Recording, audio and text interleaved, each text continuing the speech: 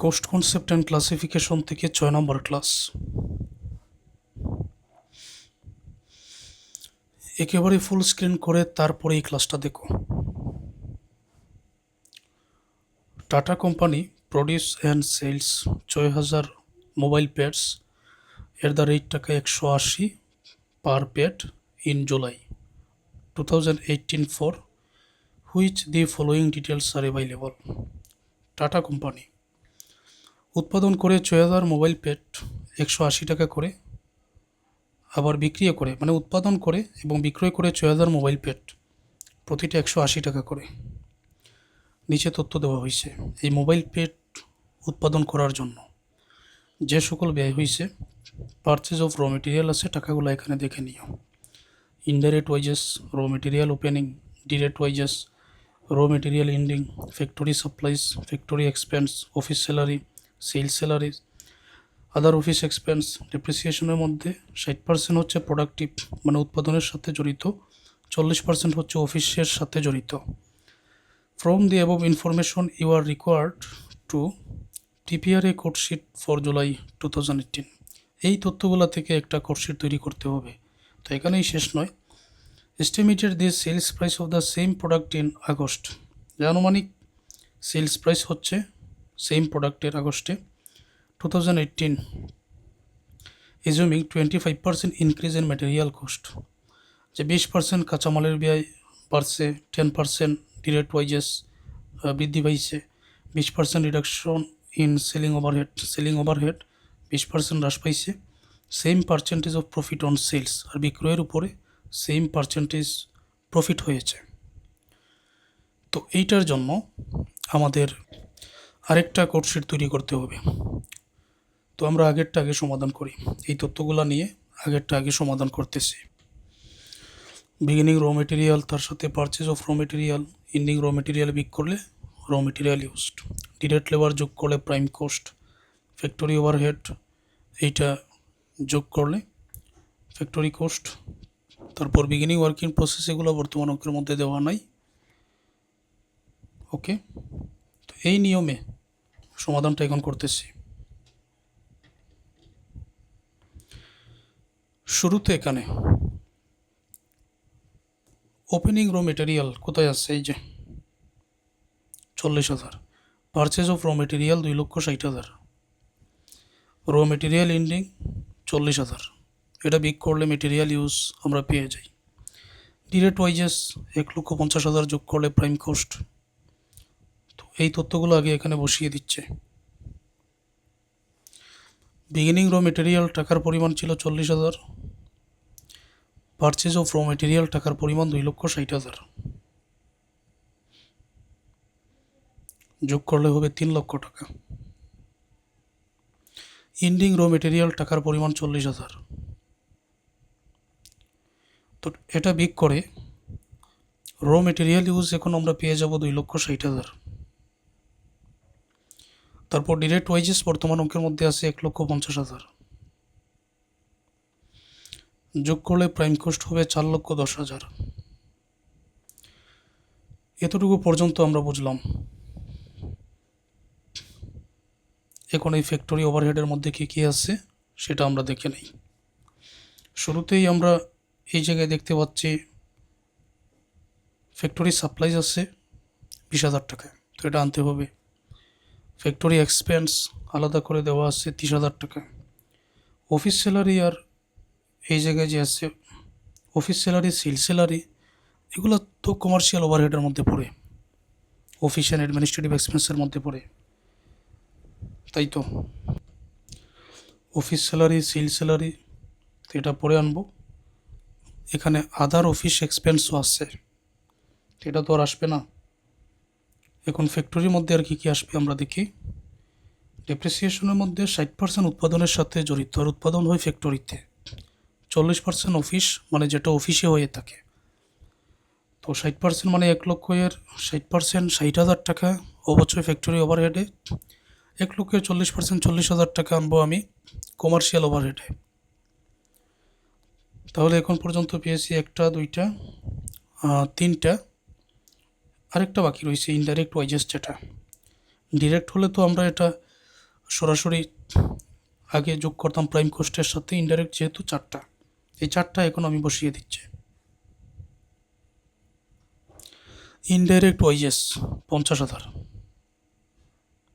Factory supplied সবই আনতে হবে 20,000, ফ্যাক্টরি এক্সপেন্স 30,000, ডেপ্রিসিয়েশন হচ্ছে 60% প্রোডাক্টিভ 60,000, এগুলো যোগ করো 1,60,000 টাকা। তখন এখানে হবে 5,70,000 টাকা ফ্যাক্টরি কস্ট অথবা ওয়ার্ক কস্ট। তো বর্তমান অঙ্কের মধ্যে পরবর্তীতে যা আসছে এগুলো আমরা একটু দেখি।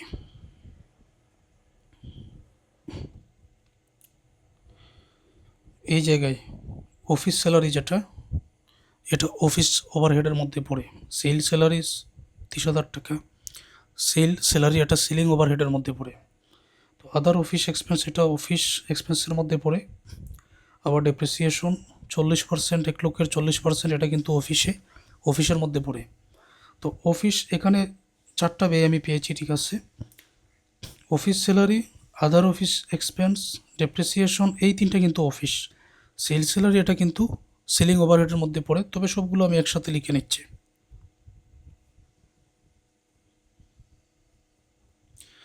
অফিস স্যালারি এটা ছিল 35,000, তারপর আদার অফিস এক্সপেন্স এইটা ছিল কত 10,000, ডেপ্রিসিয়েশন এটা হবে 1,00,000-এর 40%, 40,000। এগুলো যেহেতু অফিস ওভারহেডের মধ্যে পড়ে, তিনটা যোগ করে 85,000 এখানে নিয়ে নিলাম। আর পরবর্তীটা সেল স্যালারিজ 30,000 টাকা ডিরেক্ট আমি এখানে নিয়ে আসলাম। এগুলো যোগ করলে এখন পাওয়া যাবে টোটাল কোস্ট। এই তিনটা যোগ করলে 6,85,000 টাকা হবে।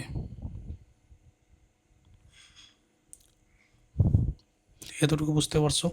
তো প্রফিট নিয়ে কোনো তথ্য নাই, তবে এখানে আছে 6,000 মোবাইল প্যাড উৎপাদনও করা হয়, বিক্রিও করা হয় 180 টাকা করে।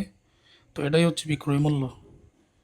তো এখানে আমি লিখে দিতে পারি 6,000 গুণ 180, তাহলে বিক্রয় মূল্য দাঁড়াচ্ছে 10,80,000 টাকা। এই বিক্রয় মূল্য থেকে টোটাল কোস্ট বিক করলে প্রফিট হবে এখানে 3,95,000 টাকা।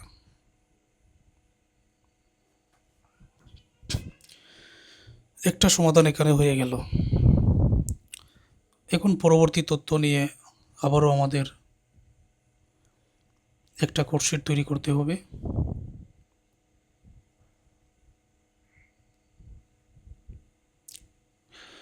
এখানে estimated the sales price of the same product in August 2018 assuming material cost 25% আরও বৃদ্ধি হয়েছে।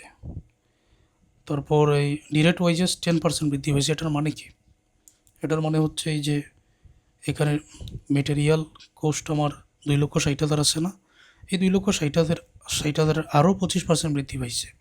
আর ডিরেক্ট ওয়াইজেস 1,50,000 আছে, এটা আরও 10% বৃদ্ধি পাইছে নতুনটায়। তখন আমি পেয়ে যাব প্রাইম কস্ট, ঠিক আছে। তো এবার দেখো তথ্যটা আমি এখানে বসিয়ে দিই তোমাদের। যেমন মেটেরিয়াল কত ছিল, 2,60,000 টাকা ছিল। 2,60,000-এর সাথে আরও 2,60,000-এর 25% তুমি বাইর করো, দেখো কত হয়। তো যত হবে এই 2,60,000-এর সাথে এই 2,60,000-এর 25% আরও সম্ভবত 65,000 হবে। তো দুইটা যোগ করলে 3,25,000 টাকা হবে মেটেরিয়ালের ব্যয়। ডিরেক্ট ওয়াইজেস 1,50,000 ছিল, তো এটার সাথে বৃদ্ধি পাইছে আরও 1,50,000-এর 10%।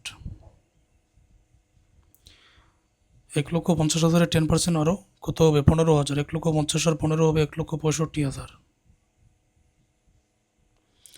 Prime cost 4,90,000। আচ্ছা, এখন আর তথ্যগুলো কী কী আসছে অঙ্কের মধ্যে আলাদা করে। ফ্যাক্টরি ওভারহেডের তো প্রয়োজন আছে। তো ফ্যাক্টরি ওভারহেড কি পরিমাণ বৃদ্ধি পাইছে, এখানে 20% রিডাকশন ইন সেলিং ওভারহেড আছে। ফ্যাক্টরি ওভারহেড কি পরিমাণ বৃদ্ধি পাইছে সেটা বলা নাই, তো যেহেতু বলা নাই তার মানে এইটা এখনও ঠিক আছে। তো যতগুলো ফ্যাক্টরি ওভারহেড কি পরিমাণ আছে সেটা বাহির করার জন্য উপরে আমরা যাব। এই যে উপরে ফ্যাক্টরি ওভারহেড আমরা যোগ করে নিয়েছিলাম, এগুলো যোগ করে 1,60,000 টাকা হয়েছে। তো 1,60,000 টাকা ফ্যাক্টরি ওভারহেড ডিরেক্ট আমি এখানে যোগ করে দিব। বর্তমানে যেটা পাওয়া যাবে এটা হচ্ছে 6,50,000 টাকা। এটাই হচ্ছে ফ্যাক্টরি কস্ট অথবা ওয়ার্ক কস্ট।